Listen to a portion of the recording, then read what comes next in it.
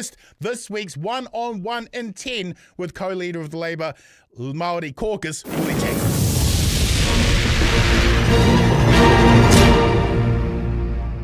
Kia ora, Willie. Welcome to the show and thank you for being available to the Fourth Estate. Your democracy is grateful. Kia ora, Bomber. You forgot something. You're coming from Auckland. No, this is, look, kia kaha te reo Māori. Tēnei te wiki o te reo Māori, Bomber. You're right.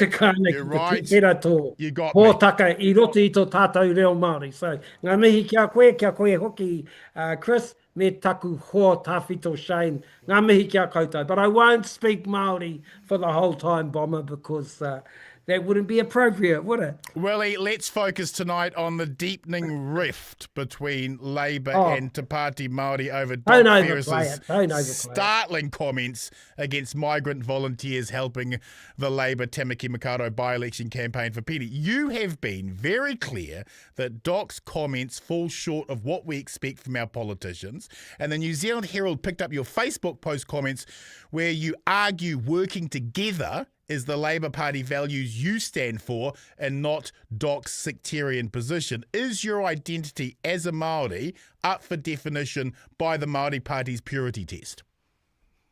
Well, you got to ask those questions. I was actually offended by what Doc did and what he said, and I was very clear about that, and I'm still very clear about it. And I think we all know that, and we all haven't heard an apology from Doc, you know, and there should be an apology because those communities, you know, they humble us. And Mr. Finlayson would agree, I'm sure he'd agree. If you have all those communities coming out, if they came out for national, good on them. I'm sure they have in the past too. You know, they come out for Labour. Here's the thing that Doc and them forgot. They all came out for Hone Harawira, Bomber. Do we remember when Hone Harawira set up the Mana Party? Yes. They all came out for him. Yes. And we had a German running the Mana Party.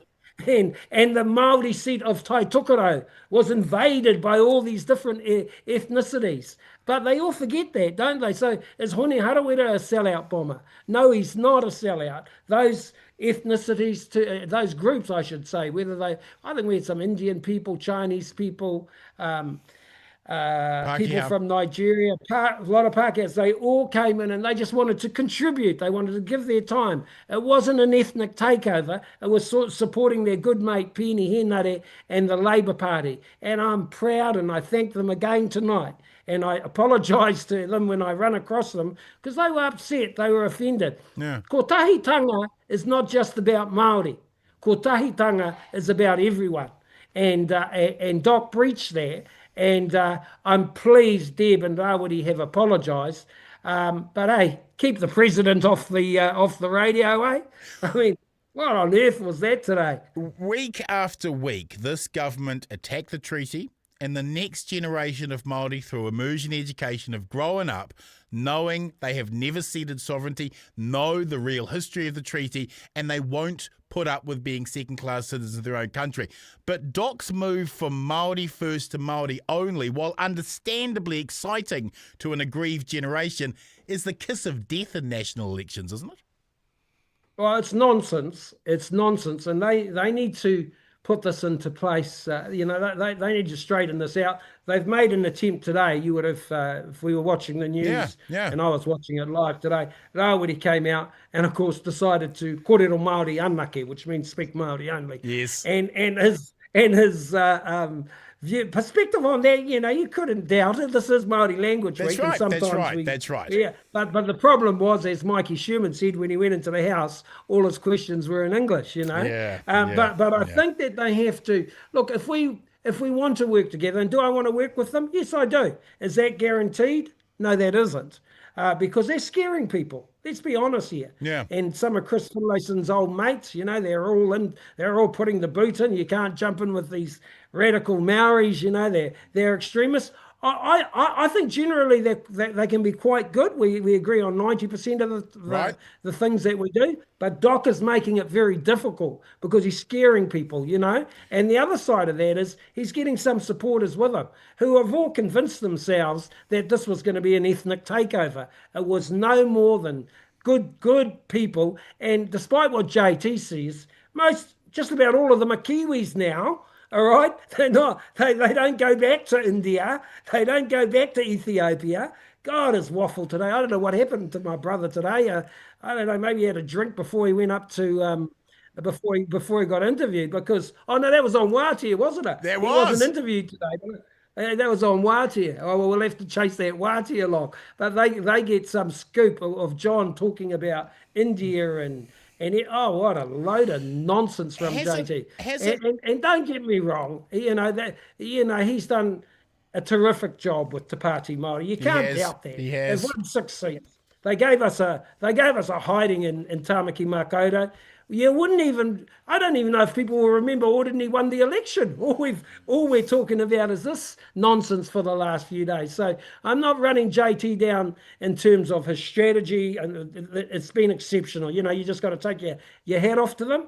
But this sort of nonsense will stop us, if it continues, stop us coming together, and there won't be any possibility of us being a left-wing government together. And I'm not saying that's guaranteed, but another week of this, and geez, you wouldn't blame Chippy, would you? I don't want it going down that track, but sure. They make it tough. Hasn't Doc's comments actually ended up helping Sean Plunkett, Don Brash, Mike Hosking, Heather du Plessis-Allen, and David Seymour? Well, they've all jumped on it. Haven't they? I don't blame them. That's politics. We would do the same. And but it almost reinforces their views. But let's remember that Deb and Rawiri have, they've spoken to Chippy. Yes. They've given an apology. An apology. We saw the apology on TV tonight. Yes. And we just have to take them at their word that that's where they're going. If you didn't understand Māori, what Rawiri was saying tonight on TV was that Māoris have different views and they'll be meeting with different ethnic groups to wānanga. Well, that's all good too, because he wasn't trying to validate it, unlike JT yesterday. Let's talk about that. I don't think JT, when he thinks about it, we'll back those words up. Surely. Let's talk about that. John Tamahiri argued last night on Wātea that Doc's comments were essentially correct and used examples from the Opium Wars, the British rule in India, and the African slave trade to back that assertion up. What does the Opium Wars, British rule in India, and the African slave trade have to do with migrant volunteers helping Labour in an Auckland Māori electorate? See, I mean, I think JT is, he's caught between, he's trying to manage he's got a few, militants in his crew, right? Of course. Obviously, Doc is one of them. We all do. Yeah. So I think he sort of got caught in trying to manage that, placating Doc, and then sort of maintain. He's probably trying to keep that support. And I've also a bit of a slap on the hand, but that doesn't work well, because the media just jumps on that straight away, and it looks like you've got a maniac as the president, and which he is not. I mean, he can be every now and then. JT can, how he is. He's this mix of brilliance, and Shane knows better than anyone else. There's this mix of brilliance, and then there's the other side, and we saw the other side yesterday, and I'm sure John knows that he was wrong. Otherwise, he would have followed it up in the media today. So I think it's best we just ignore that, because JT is obviously going to play a key role going forward if we're going to if there's going to be some sort of partnership going forward. How badly has this commentary from Doc impacted Te Pāti Māori? Because they should be, as you argued, they should be celebrating their by-election win, but instead they've been in damage control for the last fortnight, and recent polling shows Te Pāti Māori took an enormous hit in the polls in the wake of Doc's comments. see, there's a different mix of people who support the Pāti Māori, right? So you do have an extreme crew in there, but then you have a young crew who they've woken up. Then there's a lot of our age group, Shane Tapo and myself. A lot of them are old Māori Party supporters, Yeah. And I think a number of them would have come out for Ordini on the 2-for-1 message, but they'll lose a number of those sort of, people who are pro-Māori but not pro-stupid, and there's a lot like that, so they will damage their own support base. I know JT thinks they're invincible at the moment because they've got 6 seats, but one thing I know in politics, and we all know, is things can change real quick. Ask Winston Peters, who had all the Māori seats won. Exactly. You have worked all your life in unions and have always argued that Māori and Pākehā need to work together to fulfil the promise of the treaty. How does it feel seeing Doc undermine that solidarity? Yeah, I mean, really disappointing, because let's be clear on this. I like Doc, Same. I do too. I don't like him much at the moment, but I've always liked Doc. I saw him as one of those young guns, bit of a rebel, and there's something about Doc, so he got some real talent, but he got a real chip on his shoulder, and that needs to be worked on, and he's got to work out if he wants to work with. So you got to work out whether you want to work within the system or outside it. Yeah. So you can't keep. Is the Parliament been racist? Of course it has. Has it got a history of that? Of course it has.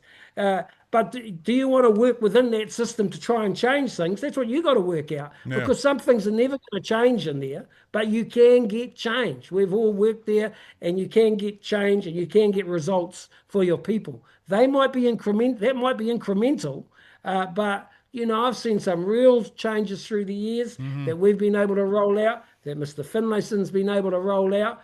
Makes me proud when I see that type of stuff. So I don't just give up, but some of them just want to tip Parliament over. They say it's a total waste of time. Then my view to those people, and many of them are Doc supporters, well, don't come to Parliament, Right. Stay on the outside, agitate on the outside. Don't come to Parliament. You see, I come to Parliament, they hate the rules. I don't like the rules much either, but sometimes you just got to do the business to do the business, So if it means you gotta do different things, you do that so you can get through your agenda, and you just sort of just get on with things. It's not the end of the world sometimes when you have to do a karakia at the start, or you have to, we used to wear ties. In some ways, I think that was a real, the way Mallard let that go. You ought to have a look at how some of them are dressed now. I agree with Winston. It's gone to the pack. I don't have a problem with not wearing ties, but these guys are not wearing ties, jackets, trousers. I mean, shoes. It's all gone. How do you think Chippy has handled this?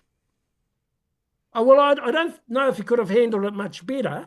It's very hard for him, and I've talked to him obviously, and I've spoken to John, and I've said we need to obviously meet before the end of the year to see if we can iron things out, and because obviously they could be a partner for us next year, but he's getting a little bit tired of it, but so much so that he hasn't even called it racist, which was his choice, I think, that's his choice, but I've seen it racist when you abuse other groups like that.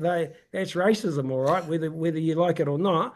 And but I think he's managed it well. He's saying, come on, to Pāti Māori, get your act together. I don't know if he could have done much more. Right. Finally, Willie, the latest polling shows Labour may need Pāti Māori to kick out this government.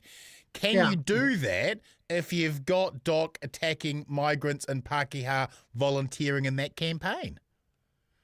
Yeah, well, I mean, I know the polling is, look, let's get real. It's, we're no certainties in terms of government. There's a long way to go. It's 50-50. It goes either way. That's been the case over the last 6 months. So, I don't I'm not forecasting anything at the moment. People's getting all confident with us. Things can change in a week, So who knows where we're going to be in 6 to 8 months? But certainly we ain't any certainties. If you're looking at the election, you just say it's a 50-50 call, and there's a long way to go. Can we work with Te Pāti Māori?